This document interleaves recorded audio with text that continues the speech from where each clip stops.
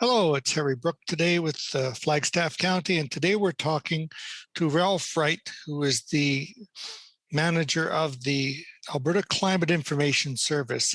Now, if you haven't used this tool before, you really need to take a look at it because it's got a lot of great uses, especially when it comes to agriculture.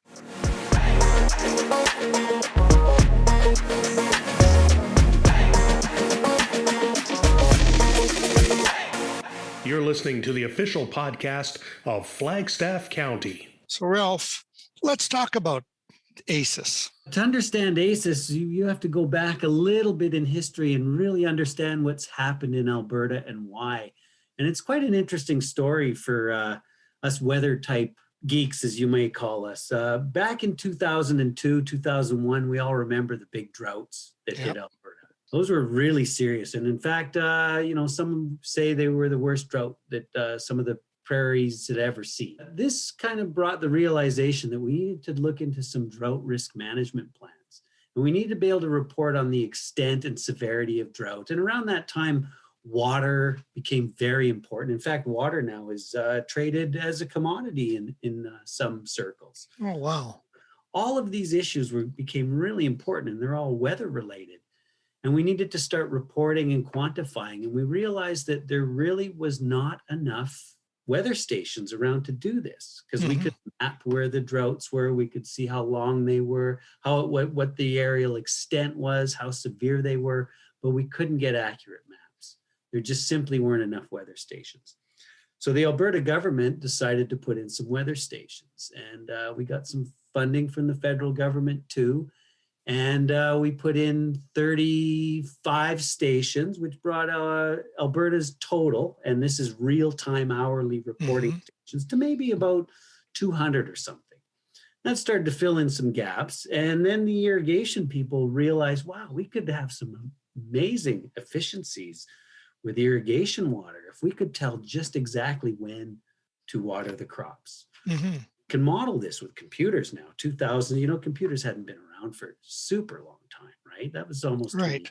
So the people were starting to realize how powerful all this technology could be and how to utilize it.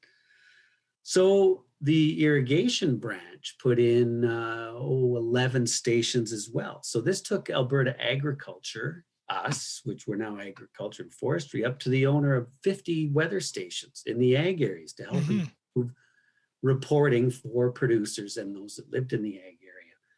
And all these tools ultimately came into being on ACIS. So ACIS is really the embodiment of this original problem that we had back in 2000. Well, what really helped us was Alberta Financial Services Corporation, AFSC, realized that crop insurance for pastures would benefit greatly by looking at how much precipitation fell and insuring on precipitation. But there weren't enough stations around to adequately insure on rainfall near your farm. Yeah, the microclimate would have been it's very, very localized, Yeah, when you're talking 200 stations across Alberta, now that's across Alberta, that's not even in the ag areas. So I'm going to, I'm going to, kind of stick my neck out here and say back around 2000, there must have been maybe 60, 70 stations in Alberta ag areas that were useful for reporting. And what we mean is automatically we could get the data. There was many other stations with people measuring in their backyards for Environment Canada and submitting the numbers, but you couldn't do anything in real time with that. Right. So AFSC came on board, and we started increasing the number of stations dramatically in the agricultural areas. And from an owner of 0 stations in 2002, Alberta Agriculture now owns and operates 179 stations across the ag. Well, that's just Alberta Ag. That's just Alberta Ag. So now we're looking back at maybe 200 stations province-wide. We've got over 450 because the forestry guys have picked up the ball too. And they've started modernizing a lot of the manned observations in the towers. And started making hourly weather stations.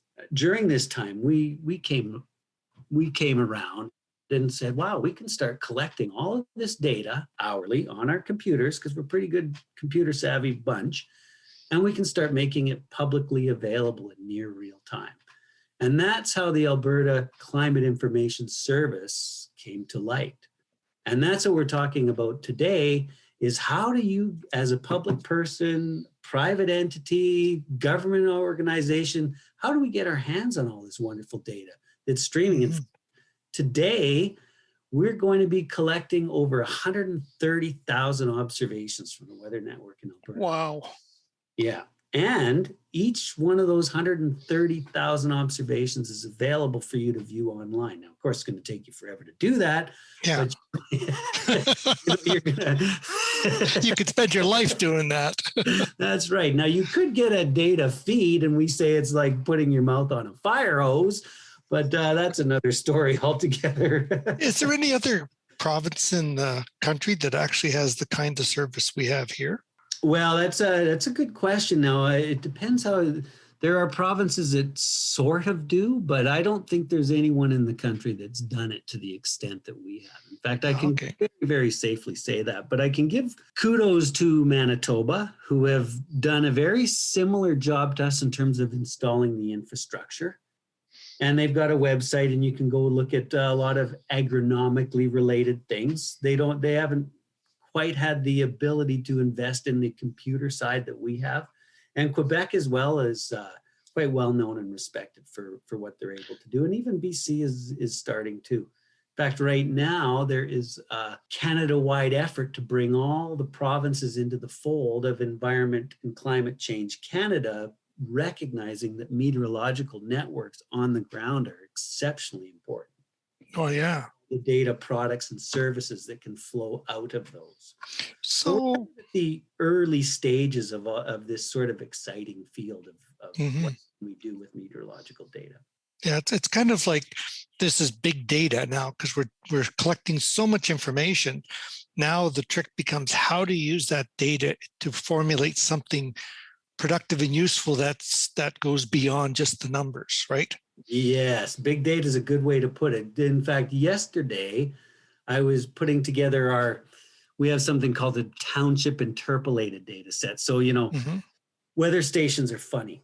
They operate for a little while and they go offline or they move and stuff like that. So if you wanted to assemble a 60-year period for, say, somewhere in Flagstaff County, you'd be spending a heck of a lot of time sitting on your computer trying to get pieces of data from this station that worked for this time and that station that worked for another time, but automatically. And I was just assembling what we call the interpolated township data file. And there's 76 million observations I loaded into the database. That's amazing.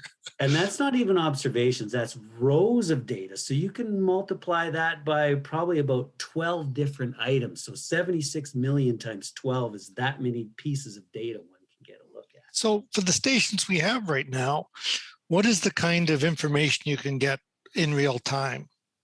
Well, not all stations are the same, but let's look at one of the most sophisticated stations, and then we'll go down to the stations that measure, the minimum amount. The basics, yeah.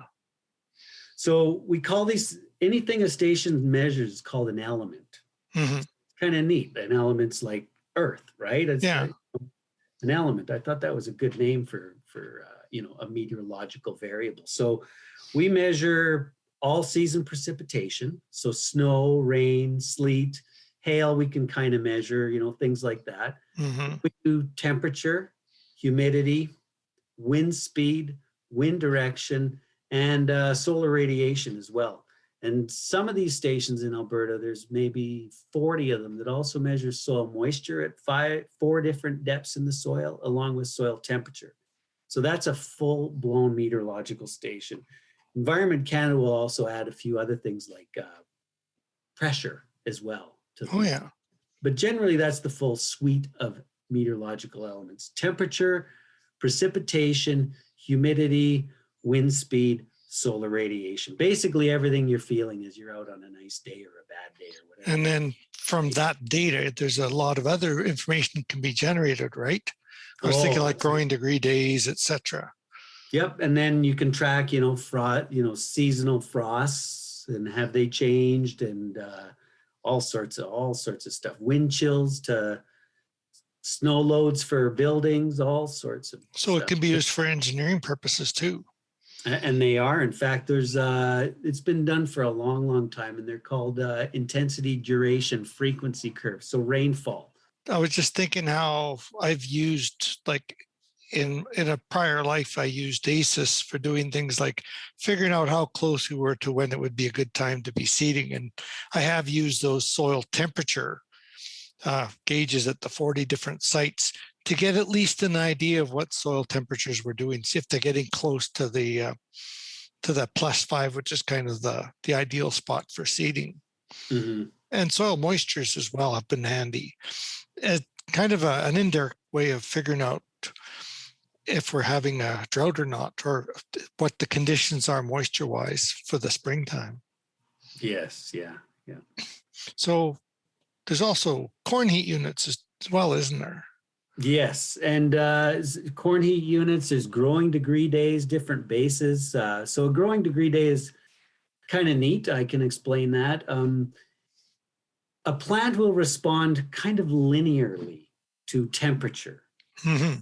And it comes from a base of, say, 0. So the idea is, anything above 0, the plant will start to grow. But if the plant's growing and it's, say, 2 degrees, then there's 2 degrees, the average temperature for the day was 2 degrees. Well, if the average temperature for the day was 10 degrees, the plant would grow faster than if it was 2 degrees. Right. So it's a very simple but very effective.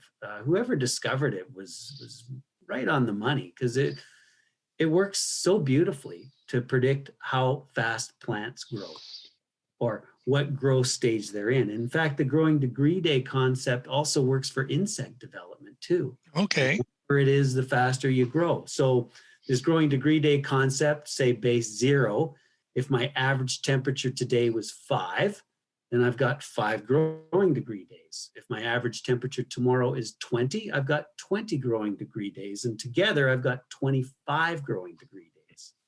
Mm-hmm. So if I do it for a month, I might have 500 growing degree days. And and then we do have some growing degree day numbers for a few of the insects too, right? Yes, in fact, insect development follows right along that as well too. So the insects will, there's a lot of research on different insects. Wheat midge is one. Yes, wheat midge. So you can say at 3. Now, don't quote me on this. I'm just using it as an example. Yeah. I don't do the wheat midge things, but at 300 growing degree days, the wheat midge is going to hatch. Right at 800 growing degree days, it's going to want to mate, or it's going to come out or be in the susceptible stage. So yeah, we've had some scientists work on things like that, and we've actually put these insect development trackers that use growing degree days to kind of tell you what stage the insect might be and what the risk of them being damaging to your fields might be. And it even works for diseases too, doesn't it? Plant diseases. It does. Yep. Fusarium head blight is another one. Sclerotinia as well. And the fusarium head blight is a pretty simple one, but it apparently works quite well. And what they look at is how many hours of precipitation did you have over the last, I believe it's a week, and how many hours was the humidity over a certain threshold. And then there's a very simple metric that transforms that into a risk, high, medium, low for fusarium. So basically what it's trying to say is if it's warm and moist, your likelihood of having fusarium develop is high. And if it's been warm and moist for a certain period of time, then it's even higher. And that works pretty well. And I think we all kind of know that too, if we're, if we understand, if you're farming and worried about fusarium, you inherently know warm, moist conditions are going to make. Right. Well, and I noticed too that on the website, you do have a warning thing that actually gives a rating of how severe the risk is on a station by station basis, which is really kind of handy. Yes, and that brings us to the mobile app that we've developed, and it's not really an app. We just call it's a mobile-friendly web page. Mm-hmm. Actually, for a lot of listeners, it might be interesting. It's getting harder and harder to determine what is an app and what is a mobile-friendly web page. And what happened now is developers have gotten smarter and more used to phones and stuff like that. Is they said, well, you know what? We don't need to have an app. We can have a web page that when you access it, your phone sends it information and tells it how big its screen is. And then the website, some developers have spent a lot of time making these websites super smart. So they automatically resize to your phone and they look exactly like it. You can't even tell the difference. So if you're using an iPad, it looks different. If you're using an iPhone, it looks different. If you're using an Android, it'll probably look like an iPhone, but generally you can't tell the difference from an app. So what we have is a mobile-friendly web page that sizes to your mobile device or your computer. And that's where we have all of these really, really cool things that you can access in the palm of your hand. Now, I like the fact you can set it to your closest weather station. So it kind of, and plus the fact that it's got the link as well to the weather forecasts. So it's a really quick and easy way to get a lot of information in a very short time. Yeah, and you know what I've found is really interesting? Like everybody wants to forecast the weather. But to me, I kind of want to know, well, what was it yesterday? And, you know, what were the trends like? And since we developed this app, I'm always looking, well, what was it the last 3 days? And you know what you notice with weather, temperature particularly, when you're looking at it, almost like the stock market. If anybody knows about technical analysis of the stock market, you're tracking the highs and the lows, and you're looking where there's breaks to try to gamble on what's happening. Yeah. Well, the weather just looks like a stock trace. You see all the lows kind of marching up equally every single day, and you'll see the highs marching up equally every single day. You know, every day you gain maybe 2 degrees on the high and low, and then you'll see it kind of pausing. So you have a couple days where the highs are the same and the lows might be the same, and you know there's going to be a break in the weather. So It's really kind of nice because you can predict to some extent what the weather is going to be like tomorrow by looking at these things. Or, you know, today you wake up in the morning and it's 10 degrees and you remember yesterday, it was pretty warm in the morning and it didn't warm very much at all. I wonder if today's going to be the same. And you can take a look and say, wow, it was 10 degrees yesterday in the morning and we only got to 12 degrees by noon. You got a pretty good idea that's going to happen. You realize, of course, you're starting to get into there where you're sharing the secrets of the experts, right, on predicting the weather. So everybody will be an expert. That's right. Well, yeah. Well, I guess I don't know if anyone's seen that Rick Mercer skit. Oh, yeah.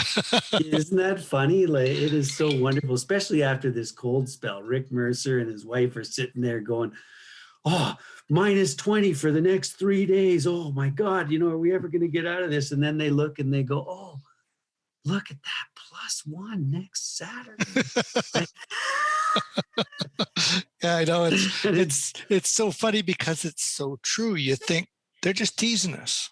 I think they are. And, you know, it's I've looked at some of these weather forecasts, and it's funny, when you go out the 2 weeks, it's almost like they are using the average temperature.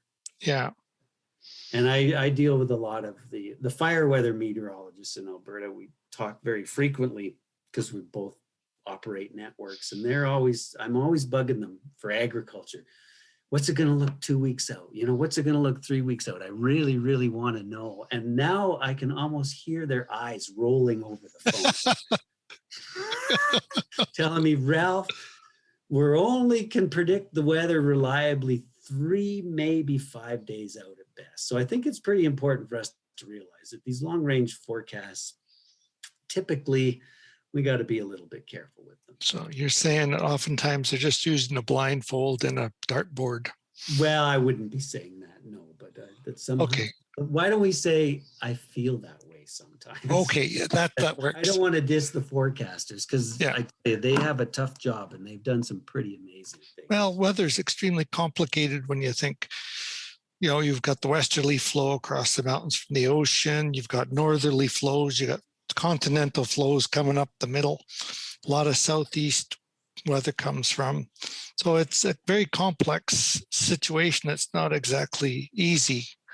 Otherwise, Yes, everybody would do it. And that brings us to another one that's really important. So when we talk about the forecasting, the long range, the Farmer's Almanac, lots of long range forecasting, and they'll say something like the prairies are expected to be above average moisture and below average temperature this year, something like that, right? Well, the Alberta Climate Information Service has climate and atlas maps dating back to 1961. There's over 30,000 of them on there. Wow. And you can go take a look at, how much rain fell in May of 1963 if you want. Mm-hmm. And you can also see, well, what was that relative to normal? Oh, it was a 1 in 50 year low. So you can go back and really look at what the climate was like. And my point here is, in any given year in Alberta, and 2002 is a perfect example, we call it the drought year, right? Right. Well, it wasn't. Southern Alberta was super wet. Mm-hmm. It was wonderful down there. So when we see these long range forecasts, like, the prairies are supposed to be X, Y, or Z, if you look at Alberta in any given year, it's never painted. You can't paint it with one brush. No. And the drought areas are co-located with the wet areas and vice versa. It's just amazing. And you can have exceptional drought, 1 in 50 year lows, and 150 kilometers in any direction. You can have a 1 in 12 year high wet period or something like that. So if you're listening to those long range forecasts and trying to plan, you got to be careful because, maybe if we treated Alberta as a bucket. But it's not. It isn't. It's microclimates galore. There is, especially with the influence of the mountains and whatnot. So we got to be careful with those long range forecasts. And you can use ACIS to look through the maps and even check in your own area. Maybe the long range forecasts sort of work for you. And this is an interesting year too, because it's a La Nina year, whereby the ocean currents are cold in the Pacific, and we're supposed to have a cold, snowy winter. Look outside. What do you got? It's kind of warm and dry.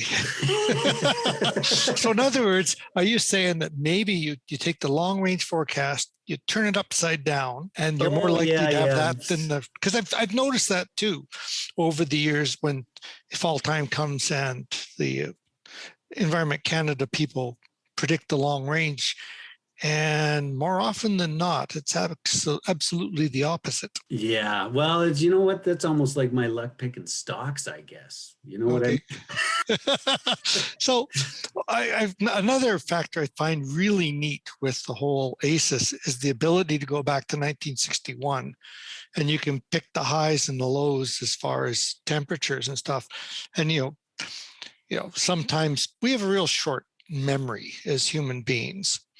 And, the term unprecedented always comes up, right? It's unprecedentedly cold. But then you start looking at a longer period, like for the last 50, 60 years, you can see exactly the cold spells, the dry spells, the hot spells, and there's a lot of variability there. We live in variability central. Oh, yeah. And, we like to characterize weather in terms of average, right? Yeah.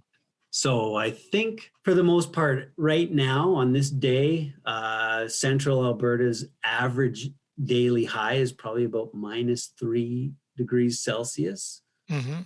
Well, you look outside, it's probably not that. But I heard one of the fire weather meteorologists say one day, he said, Ralph, average is just the number you get as you go from one extreme to the next. And that makes perfect sense because that's what weather is. Either we have warm air fighting cold air or cold air fighting warm air, and the number in between is the average. So the averages don't really do a great job of giving us our climate.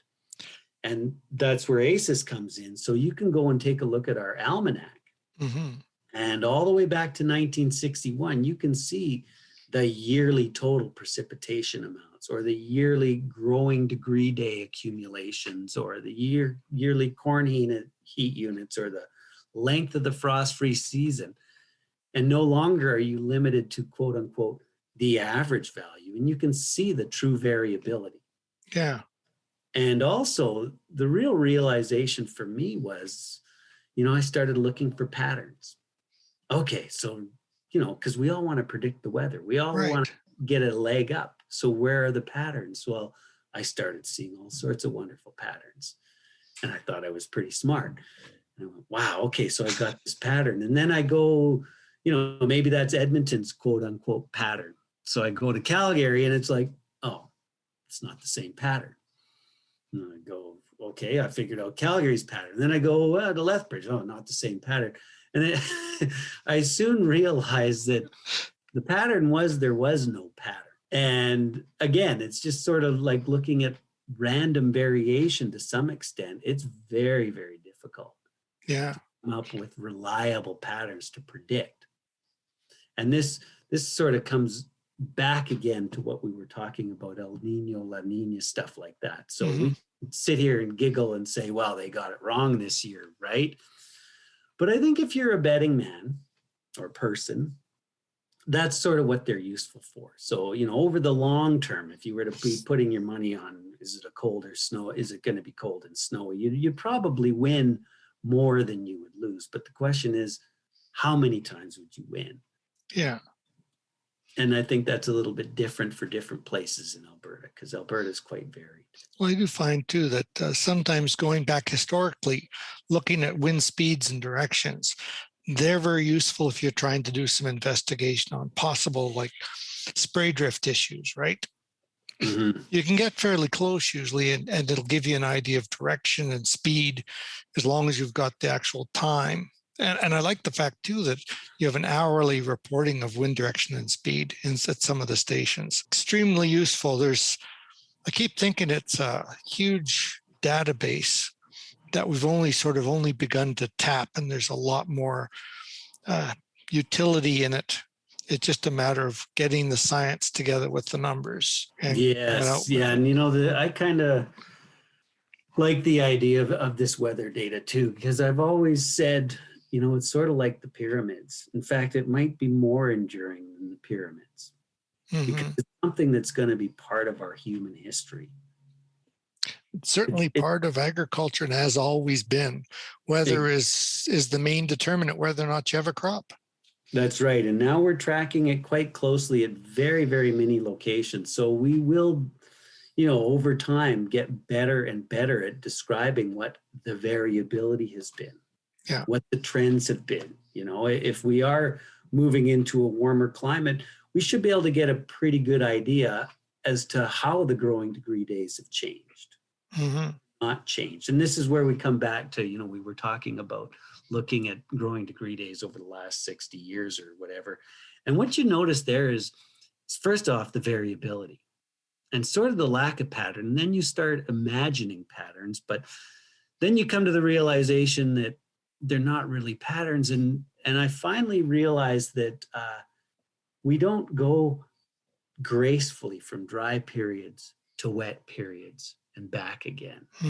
They are abrupt, just like the weather. So we look daily at they always say, if you don't like the weather in Alberta, wait 10 minutes.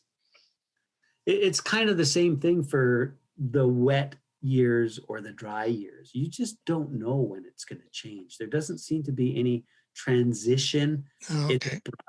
So we had a lot of cold falls throughout, northwestern Alberta, northeastern Alberta. And last year, you guys in central Alberta were pretty wet, south of Red Deer there, right? Yeah, well, we're a little bit east, but it was probably a much better fall for harvesting than we've had in the last 3 or 4. Exactly. So the point here is it's a little bit dangerous to try and guess that this year's weather might be similar to last year's weather. Because again, Mother Nature is always going to surprise you. And the minute you make a guess, she's almost bound and determined to prove you wrong, it seems. Yeah. And the weather's very, very much like that. It's quite random in terms of when it comes and goes. So if someone wants to get access to the weather data or is not familiar with ACIS, where would they go to get it? Well, it's quite simple. We've made an easy link. It's just weatherdata.ca. Mm-hmm. Or if you simply Google Weather Data Alberta, we'll be one of the first hits, and it's ACIS, Alberta Climate Information Service. So we're very, very easy to find online. And when you get to the website, there's a little button to press on called Explore This Section, and it opens up into, probably about, I'm just going to say, roughly 25 items you can choose from for ACIS. Okay, yeah. And that our mobile app is up there. We have a climate almanac that's up there that allows you to look at these patterns back to 1961. We have a weather forecast. You can set a favorite station, and every time you open it up, you can see what the weather is now, what the forecast, what's the temperature, how much precip over the last several days, humidity, all that, wind speed, all that stuff. So it's kind of like a weather forecasting site on steroids, because we take it a little bit further and we give you the history. Yeah. Which is really, really nice. And all the way back to 1961. Yeah, and it certainly can be a very useful tool if you have an argument to settle with somebody else about weather in the past. Yes. And also, it's a great place to test some of the local folklore. Oh, yeah. So, the guy down the road says every 7 years we get a drought. Or, wet Mays are preceded by, I love this one. And seed into dust and the bins will bust. I've heard that one too. Yeah, in fact, I used it myself in 2002. Didn't quite work out the way I planned. Well, I think I hold a bit of stock into some of that stuff. I kind of believe that the people that have been living there long enough, that it's amazing at how astute some of these individuals are, and how they've sort of. Now, I just spent a bunch of time saying there are no real recognizable patterns, but I may be wrong too. And ACIS is a wonderful place for you to go and see if that local folklore holds up. Yeah. Just because I couldn't, spot it in a bunch of dots, a bunch of trends I'm looking at or weather data, doesn't mean that they're there. Well, there could be trends locally, right? Yeah, exactly. It's local. So you can go, and in our historical weather data viewer, we've every 10 kilometers, we've given you daily data, snowpacks, temperature, precipitation, solar radiation, all the way back to 1961 up until the end of 2020 right now. So You can go and you can download them and play with them on Excel if you want, or whatever you like to do, or you can graph them and view them. We've got beautiful little viewers to go take a look at things. So if somebody had some questions particular to you or might have an idea of an application, could they contact you? Yes, they could. We'd love to hear that. And, I probably shouldn't say this, but, this is, it was developed for farmers. Yeah. Because, we work for Alberta Agriculture, but it wasn't developed by farmers. We're not farmers. Right. So, we're in we went to school, agriculture and stuff like that, but we're still not farmers. So we would really, really, really like to hear from people that would like some special little widgets or something that might help. Okay. And my phone number is at the bottom of the page, weatherdata.ca. You'll see me there. And we'd love to hear from you and get some feedback and whatnot.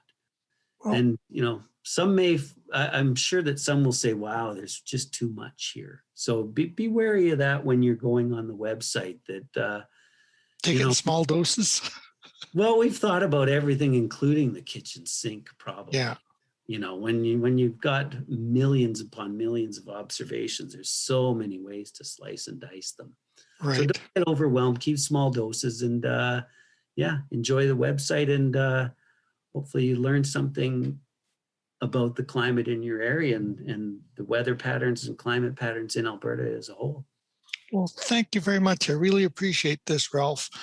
And well, keep on tracking the weather. We sure will. Thanks. Thanks a lot, Ralph. Take care. You too. Bye-bye. Bye.